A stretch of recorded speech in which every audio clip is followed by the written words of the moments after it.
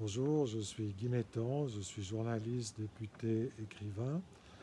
La nature, pour moi, elle n'existe pas. La nature est d'abord une création humaine, c'est une conception, une représentation de notre esprit, mais en tant que telle, elle n'a pas d'existence propre.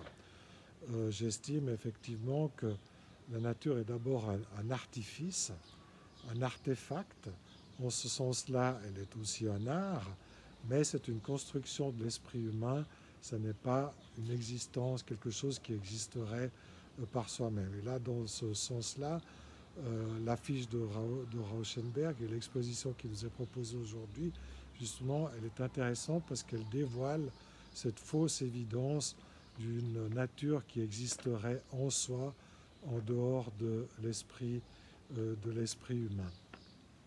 Ce que je pense aussi, c'est que effectivement, cette vision de la nature est profondément idéologique. Elle vise à séparer l'homme de la nature, à mettre une frontière artificielle entre la nature et l'homme, et ceci dans le but de de la dominer.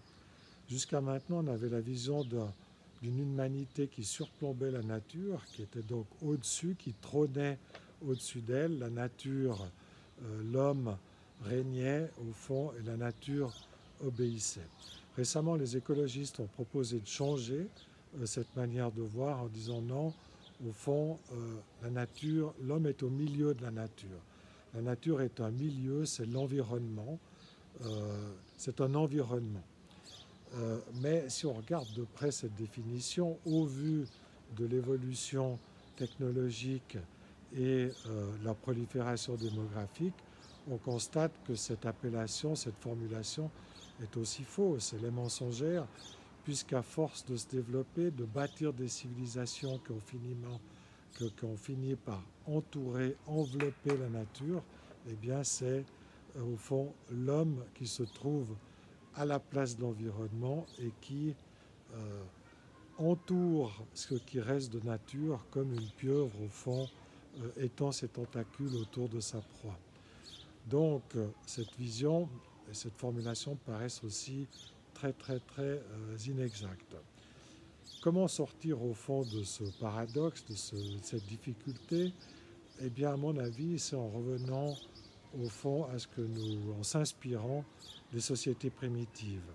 Les sociétés primitives qu'on qualifie d'animistes donnaient ou attribuaient une âme, anima, ou un esprit, animus, à tous les êtres vivants, mais pas seulement aux êtres vivants, pas seulement aux hommes, aux animaux et aux végétaux, mais aussi à la matière, c'est-à-dire aux lacs, aux mers, aux océans, etc. Pour eux, même les montagnes.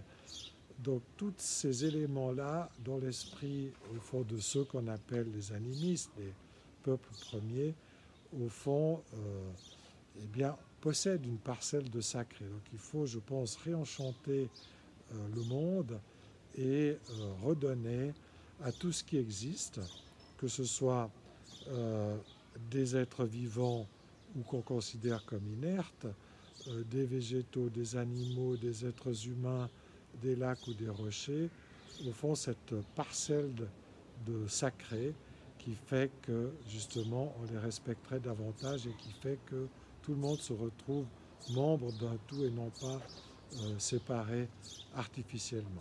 Si nous n'arrivons pas à faire ça, eh bien je donne pas cher au fond de notre avenir parce qu'en tuant ce qui reste de nature, on abolirait aussi l'homme et ce n'est pas ce que nous voulons.